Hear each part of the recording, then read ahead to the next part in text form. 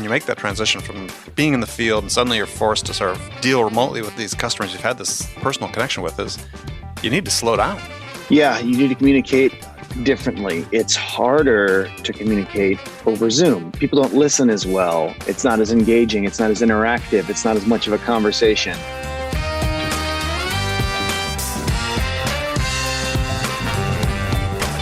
Hi, friends. Welcome to the Sales Enablement Podcast. I'm your host, Andy Paul. That was Steve Benson. Steve's the founder and CEO of Badger Mapping, the #1 route planning app for field sales teams. And Steve's joining me on this episode of Sales Enablement to talk about what field sales teams and individual field sellers are doing to adapt to a radically changed sales environment. I mean, after all, it's a huge change for virtual sellers. I mean, inside sales teams to have to work from home. But they've always been virtual. Think about the impact, though, of this work from home transition for sellers who spend their days in the field face-to-face with their buyers. So we're going to dive into how field sellers need to adapt each of their selling processes in order to stay productive during this COVID-19 period. Now, before we get to Steve, I want to let you know how incredibly grateful I am for the organizations and volunteers around this country who are working tirelessly to provide food to our fellow Americans who have been left without secure access to food at this time. If you're interested in making a donation of money or time to support others in need, here are two great organizations to support: World Central Kitchen, which was started by Chef Jose Andres, and Feeding America. You can find those at wck.org and feedingamerica.org. All right, let's jump into it. Steve Benson, welcome back to the show. Thanks a lot. Thanks for having me. You have a very empty office you're working in today. Yeah, I'm the only person here. I come in once a week to gather up the checks out of the mailbox and bring them into the bank, and that was so you caught me on that day. But yeah, Badger's been working from home for a while now. Yeah, so in case people hadn't guessed, if you're listening to this sometime later in 2020 or 2021, we're recording this sort of in the teeth of the stay-at-home, shelter-in-place orders that exist in the Bay Area and many big cities, including Manhattan, where I am as broadcasting from the center of my empire here. And yeah, we're not going outside very often. That's right. And if we are, we've now got our bandanas and our masks and blah, blah, blah, blah. So who knew it'd be such an adventure to go to the grocery store? Yep. So your business, Badger Mapping, why don't you just explain what, for people who maybe haven't heard you on one of your previous appearances on the show, briefly tell us what you do, and then we'll segue into why we're chatting today. Sure. So Badger Mapping is so what we do, we're a software company, and we help field salespeople. We provide them with an application that is on their phone, their Android or their iPhone, whatever, and also on their computer. And what it basically does is takes their customer data and makes it really useful for them when they're in the field or when they're planning to be in the field. So we connect into their CRM, or they upload their information, and we make we give them a bunch of tools that take the inefficiencies and challenges of field sales and make them a lot more efficient. So people end up driving less, seeing more customers, that sort of thing. And so why I'm here today is I have a fair amount of expertise in field sales, and my background was in field sales. And so, that's why we're talking about how field sales teams can work on this transition to being inside salespeople, at least temporarily.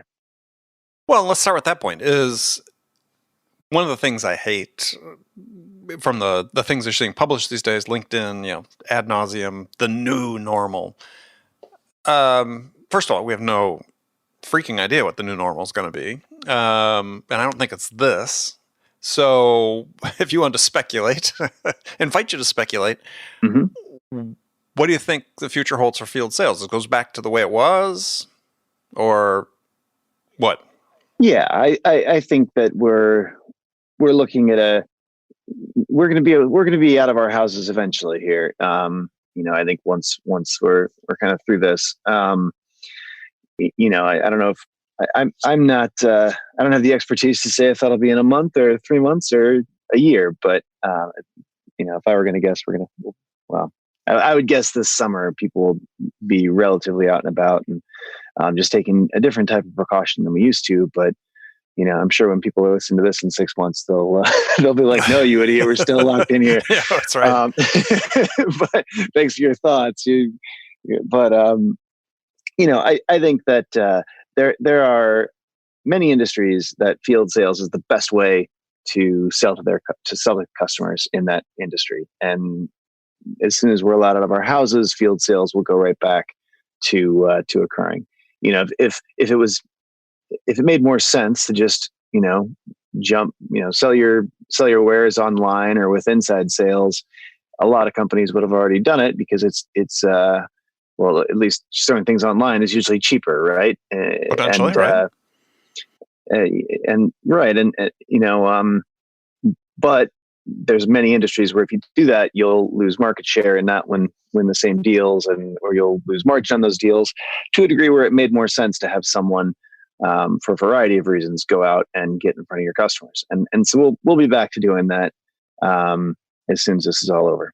Yeah, and I would even venture to say that some companies that have embraced inside sales, as some SaaS companies, some similar to you, except maybe depending on the size of accounts they're dealing with, they're finding that for some of these enterprise opportunities that actually, they need to start traveling some more. They need to start being in the field more to not only close the deals, but also service the customers. And shorten sales cycles and just, be more competitive. Right. I think I think especially in technology, we've moved there's been this movement towards inside sales, but like you say, I think a lot of people are overusing it and would do better as their price point, for example, has gone up, or as they've started to work with larger customers. They would do better if they got in front of their customers. If you're charging somebody more than $50,000, you better have taken them out to a steak dinner and done some outside sales work. You just got to build that trust. You've got to be face to face. I use the example typically when I'm presenting $100,000. If you've got a $100,000 CLV on a customer, if you don't get on a plane, someone like me would, and they're going to go win that business. Absolutely. Yeah. And it's just it's worth it and I'd say at a price point lower than $50,000, it's worth it because it shortens sales cycles. You'll beat competitors more often. Yeah. It's and a lot of people that were already in business for a while, this is obvious news to them. Like go try to explain to a med device guy why he should move to inside sales, and he'd tell you that you're nuts. But for the software industry, I think because a lot of it started inside, with kind of the explosion of ISVs and apps, et cetera, they started inside. And so now they're kind of bumping their heads on the time when they really should be moving to outside sales. Or at least integrating more outside sales into the process, right? Because, right. Technically. A hybrid. Yeah, technically for most of my career, even when I was building teams as a VP at startups, oftentimes individual contributor, to start it, if you're first person in the door, I'm spending 75% of my time in the office and 25% in the field.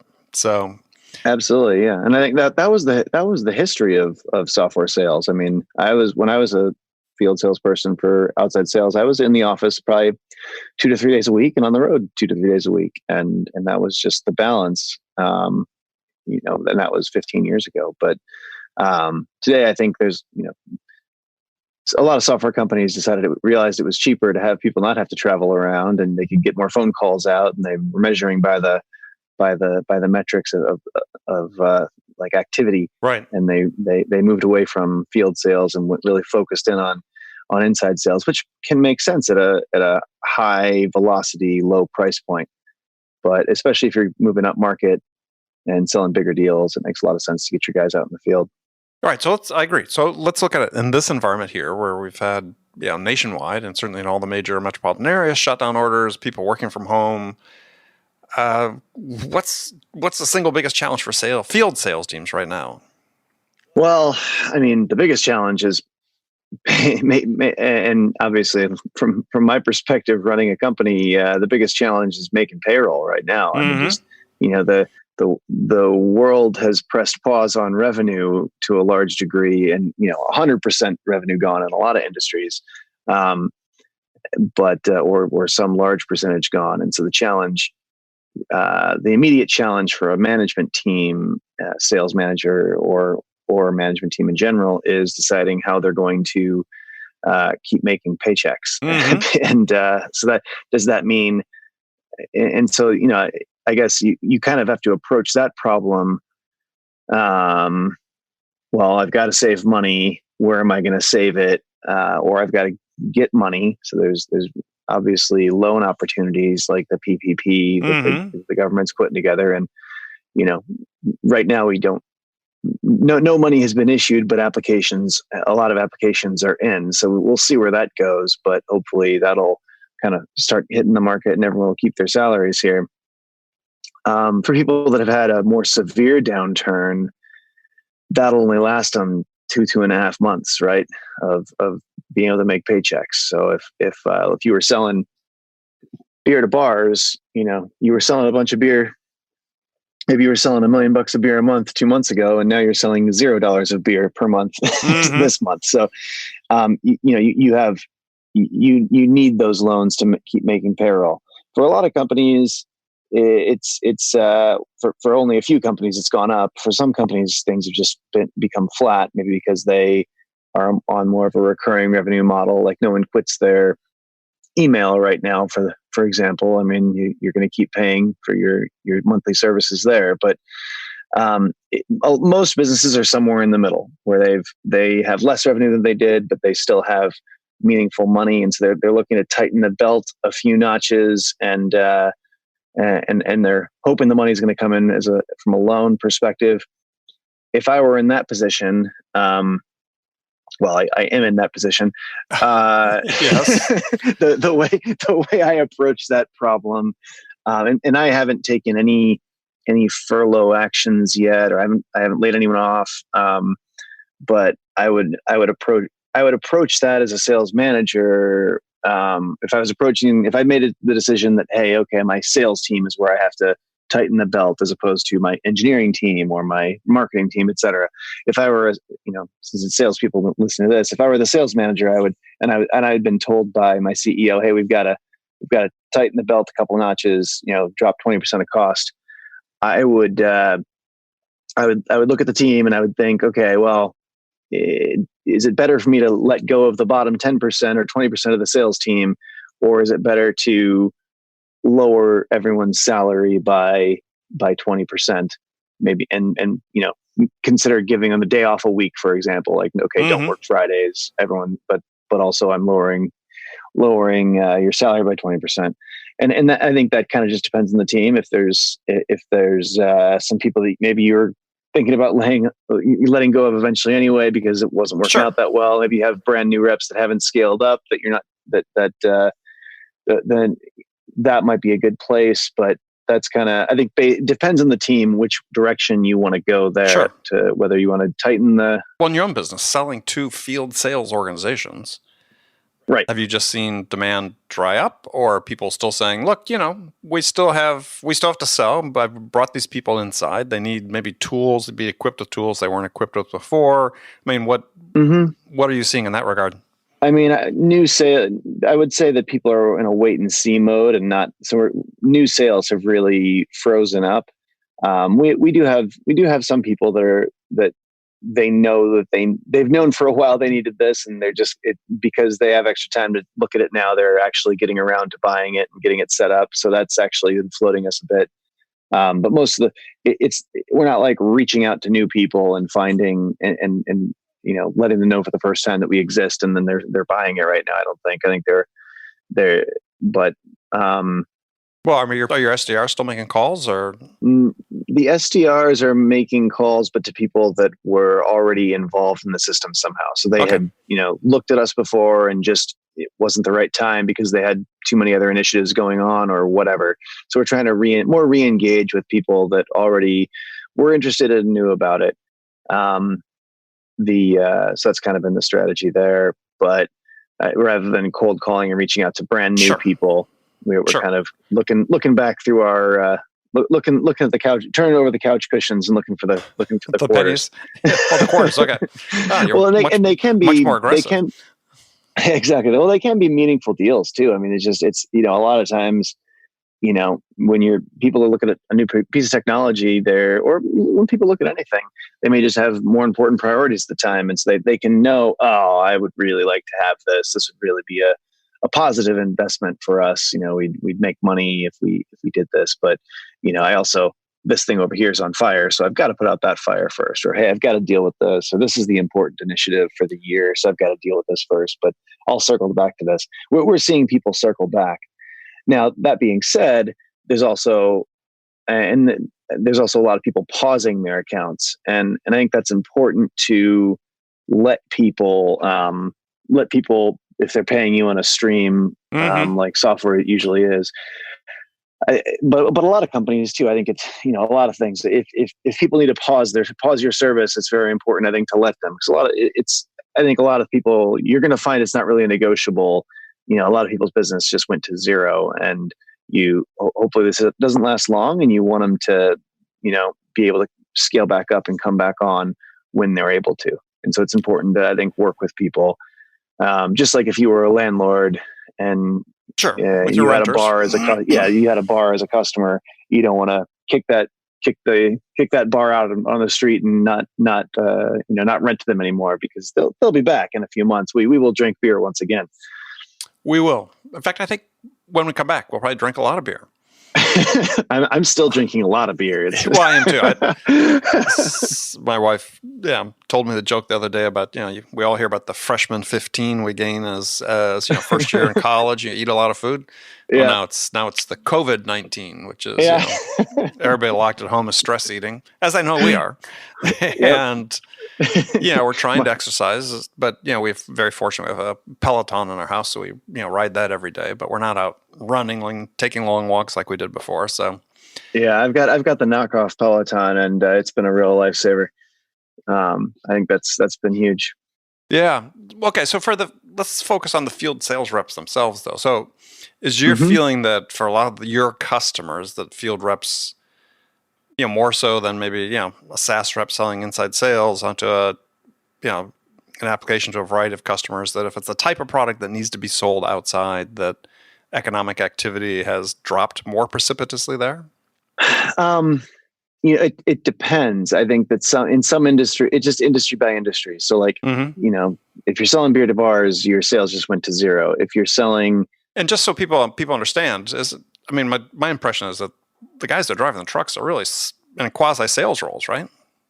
At a lot of those companies? Yeah. If you're, a lot of the times they're taking orders, they're in a sales role, and they're delivering the beer. Yeah. All three. At other beer companies, it would be, they've got a delivery team and they've got a sales team. It's the people that actually show up and do the deal. They and manage the relationship. They don't also have a truck full of beer. But so it just depends company by company, and and we service single seat companies, right? So meaning there's one sales guy, and that could be a guy making beer out of his garage, and he's keeping track of 100 bars he's delivering his beer to. Or we also service Fortune 500 companies that have 500 salespeople, and so there's a wide variety that we're seeing, and people are reacting differently. I think industry is the most important thing. Like if you're selling beer to bars, you're massively impacted, 100% impacted. If you are selling, heart stents to hospitals, you are likely selling the demand for heart stents has not changed. So you're still interacting the same way. And if the doctors have a question about the heart stents or the relationship, they need to interact with their same rep. And so now you've moved from a face-to-face sales situation to a temporary inside sales situation. Yeah. Well, I was also thinking sort of, large industrial supplies or, things like that sort of what we think about manufactured goods that are sort of the province of outside sales teams. That it's for some that have really depended on that human touch, the personal touch to stay connected, that it's got to be a little bit of a jarring adjustment for them to suddenly start trying to do that over Zoom, as we're doing here. Just because it's good, but it's not quite the same. Yeah, you need some different skill sets, I think, and presenting, for example, or is just a completely different animal. If you're presenting a new product or trying to do a new sale over Zoom, it's totally different than being in the room. And I didn't mean for that to rhyme, but it did. So, but and you need to leverage different skills too. Like you treat your sponsor in an organization becomes way more important. You always need a sponsor to get a complex sale done, and probably more than one. But to do your selling on the inside of the organization, someone who believes in the product, has already looked into it, usually knows the value, understands the value, and is there to kind of help you navigate the choppy waters of their organization and get the decision makers on board. And that's easier to do when you're in a field role, to kind of have those relationships with that sponsor and to communicate, kind of have the casual conversations with them and get them to do stuff for you to push the deal down the line.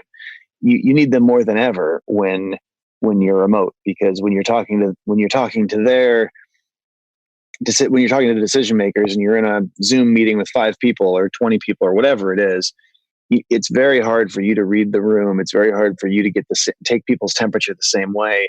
And you need your sponsor to kind of follow up and have calls with them beforehand to figure out what their objections are going to be, so you're sure to address them. You need them to follow up afterwards with the key people to get their actual genuine take, as opposed to just what you're able to glean in the moment. Well, I think that's a critical point. I mean, this is I think for people who are making this transition is, there is the temptation when you move to virtual, is, to your point, is let's get all the stakeholders in a room, right? On Zoom, so everybody can hear it. Whereas if you're selling in person, you're going to most likely grab those people individually, one-on-one. And the dynamic is completely different. I mean, people will say things one-on-one. They're not going to say in a group setting. And if you're selling anything with any sort of complexity, you sort of rely on those individual conversations to really understand the truth of what's happening. Yeah, if you're an outside salesperson, there is very likely a reason that your company has been selling with outside sales. And it's probably, these are often more complex sales, and you're kind of neutered by being asked to go inside. And so you need to kind of compensate for what you've lost with, by skills like, really having your sponsor work for you and really do stuff for you. That there's ways to compensate for that damage. Well, I think part of it too is to not just fall prey to the easy, which is, let's get 4 people in a room, but say, look, it's going to take a little more work, but I have to set up 4 individual meetings, because I don't want to give up this individual connection I had with this person and suddenly make it a group connection with these group of 4 stakeholders, because then you're suddenly in a much weaker position. Yeah, and I think a lot of times field salespeople, like they're subconsciously doing things in these sales situations they might not even be aware of, that are things that are making them successful, and you have to do them like working with a sponsor, or just intuiting that there's an objection from that person in the corner by their body language, and so you're able to respond and elicit the objection and then overcome the objection. And now over Zoom, you're kind of just like pointing to your slides and hoping that people are looking at them and not on their email or something. It becomes a very different interaction, and things that have come very naturally and that you've always just been doing for the last 20 years as a field salesperson maybe don't work inside. And really, this is not the optimal way to sell for your industry in the first place, for a good reason, which is why you were an outside salesperson in this industry. Well, and I think to that point, though, it's a fantastic point, because I had that in my notes as well to bring up, is that, when you're selling in person, you use all of your senses, basically, to be alert, right? The body language, nuance, the unspoken questions that you can read on someone's face. Is that I think there's a tendency in inside to speed up. And when you make that transition from being in the field and suddenly you're forced to sort of deal remotely with these customers you've had this personal connection with, is you need to slow down. Yeah, you need to communicate differently. It's harder to communicate over Zoom. It's harder for people. People don't listen as well. It's not as engaging. It's not as interactive. It's not as much of a conversation. You can't read the body language. I think you need to present differently if you're over Zoom than if you, and I keep using Zoom, whatever presentation mode you're using. If you're on Zoom, you need to present differently, and you're not as funny over the phone, and you're not as charismatic over the phone, and or even on Zoom, you're not as charismatic. Yeah, that's what I mean. Yeah, like Zoom or over the phone. In person, a lot of field salespeople are, they're really good in person, and now you put them in, lock them in a room, and things aren't going to go as well. And so you do need to be mentally flexible and ready to make a shift. You need to communicate differently. You need to really shorten what you're saying. People's attention spans, exactly. A, people are stressed out right now, but B, just over a Zoom, people's attention spans are a lot shorter, and they don't listen as well. They understand and hear less of it and retain less of it. So, maybe your 30-minute presentation really needs to become a 10-minute presentation, exactly. Or you're just going to lose people. So, and you have to do it differently. You need to, engage them, take a poll of how, like ask people questions, give little quizzes, get their opinions, keep people engaged. It's different to engage people over a Zoom meeting than it is, when you're actually standing in front of them and in a room. Right, and I think whether you're presenting or doing a discovery call or a qualification call, your point about questions is just so spot on, right? And it's not asking people, well, are there any questions? If you ask people, hey, anybody got questions? They're going to say no. Right. So absolutely. So you either have to have ask a question, sort of like, you summarize a point you just made, right? We can do X, the value to your organization will be Y. What would the value be in your perspective for that? Or, just something that clarifies and confirms or doesn't confirm, highlights a difference of opinion, but not a generic, hey, do you have any questions? Yeah, eliciting good conversation is more challenging, and you have to keep it shorter. You have to keep it simpler. Like the slides have to be simpler. The point has to be cleaner. You got to trim away the fat and tighten everything up. You have to transition better when you're speaking over Zoom or over the phone than you have to when you're in the room with someone. When you're in the room, they're reading your body language too. They can tell you're moving on to the next point. They can. It's easier to connect the dots when you're face to face. We have all these innate human communication skills and listening skills and speaking skills that we use when we're in a room with someone. Trust building, and all those things. A lot of those things are lost over Zoom or over the phone. And if you're connecting the dot between one point to another point, you've got to kind of, when you're speaking, prepare them that you're making this change, and make sure they're with you, and make sure they get the jump from one thing to another. And it's just a lot easier to lose people and have people not be able to pick up the thread of what you're saying or really understand the why it's so important that they act, and why is it so important that they act now, and why is it so important that they do it with you, that you can get these things and see that people are gently nodding their heads if you're in the room with them, and you lose all that here. Yeah, well, unless you, again, on Zoom, unless you summarize pause every 5-10 minutes, summarize what you just talked about, maybe transition slide to slide, and ask a confirming question, whether people understand, right? Confirm their understanding of it before you move on, because to your point, otherwise they'll be lost. Absolutely. Yeah, I think the other thing too is in every interaction that you have with somebody, if you've been accustomed to being in front of them and suddenly you're not, is I think you also want to start thinking more graphically. And, an image can speak louder than having 5 bullet points on a slide.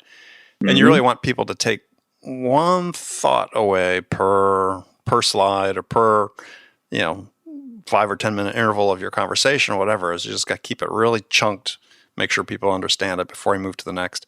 Minimize the number that you're trying to transmit at any one time. Yeah, I agree. It's just all these points, and like people's understanding goes down when you're not in person. They just, people don't hear it you does as anyway. well. Yeah. It just gets worse. Right. Yeah. So you're absolutely right. Simpler, images, all that is better.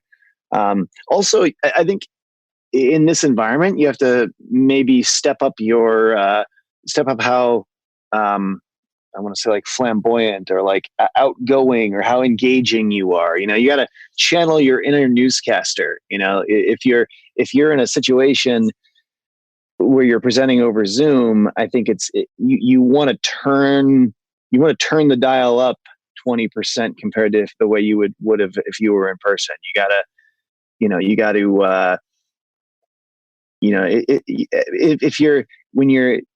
If you think about, like, how people are on TV, like, everyone's just bigger, right? Like, so to connect if you want to connect with an audience through a television, on television, they've got too much makeup on.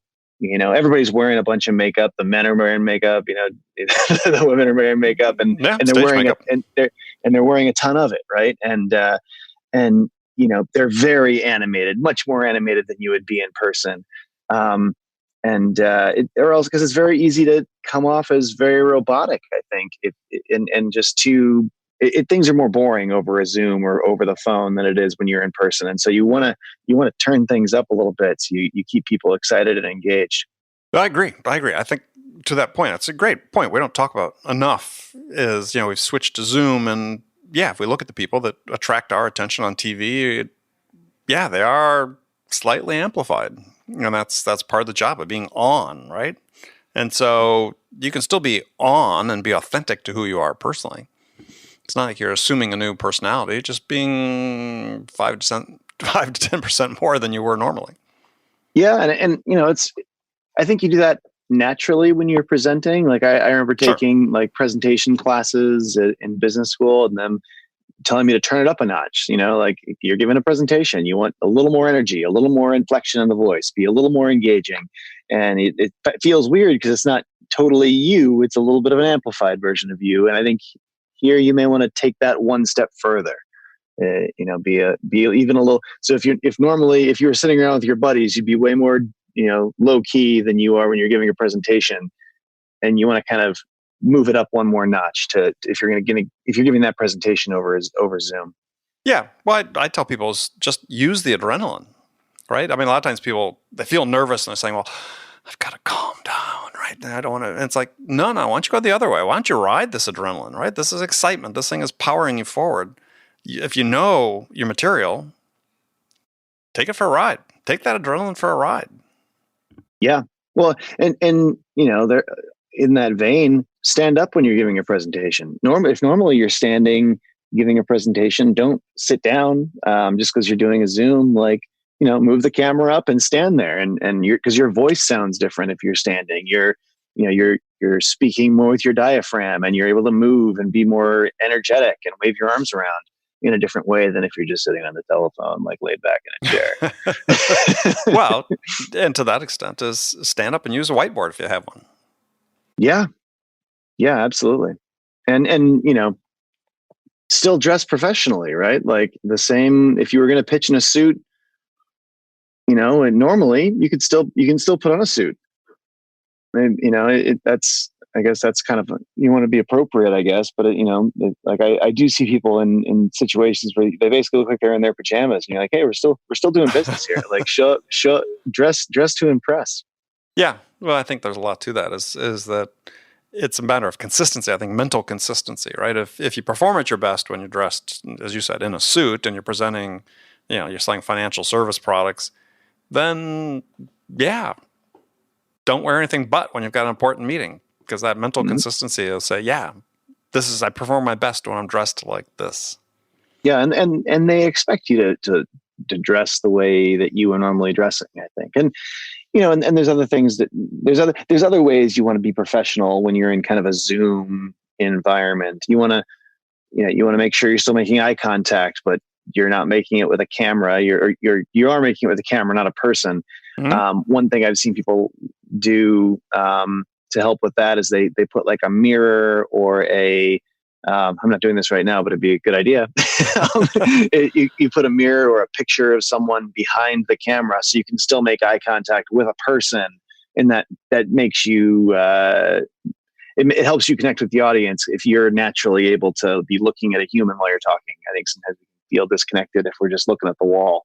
As long as it's not yourself. I mean, I think that's distracting. I mean, I was always taught when I was being taught public speaking is, never practice looking in a mirror, right? but yeah, I think having a target above the camera is not a bad idea, right behind the camera. Yeah, having something I think is helpful. And you want good lighting. You want to think about your lighting. And you see a lot of little advertisements on around the web right now on social media, et cetera, for little like lit things that sit on top of your computer and then make you look better. For salespeople, I think that's a key thing, and I don't think they're expensive. No, I've got actually LED panel lights here, and $100. I mean, and you look great. Well, it's the makeup that I'm wearing that's really made all the difference today. Your forehead doesn't look shiny at all. It looks like you really powdered up there.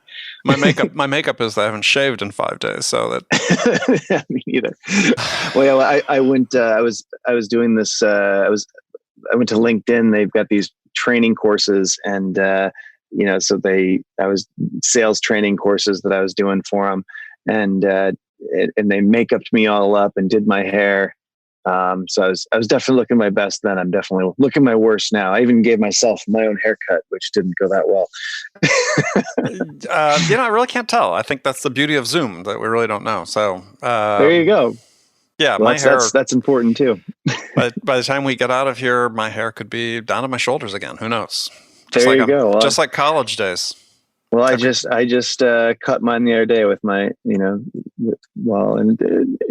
little dog groomer that I used. It was great. Yeah, but you clearly care more than I if you feel like you have to cut your hair during the shutdown. Now we're still sending checks to our hair cutter, but even though we're not going, which I think people should be doing, but if they can afford it. But I'm gonna tough it out. We'll see how it goes in a couple months. So yeah, we'll be fine. All right. Well, Steve, anything else before we go? I mean, I think we've covered all the important stuff here. I mean, I think in the end, field sales is there's a reason that people sell certain products in the field, and it is the best way to sell them. But the goal right now, I think, is to just tee things up to make the year. People should concentrate on having a successful year, if not a successful this next quarter. Q2 may suck, but focus on the year and focus on making your sales goals for the year. And then I think while we're locked inside here, just field salespeople should focus on keeping moving sales cycles forward to the best of their ability, and that way when we get back out, we can hit the ground running. Perfect.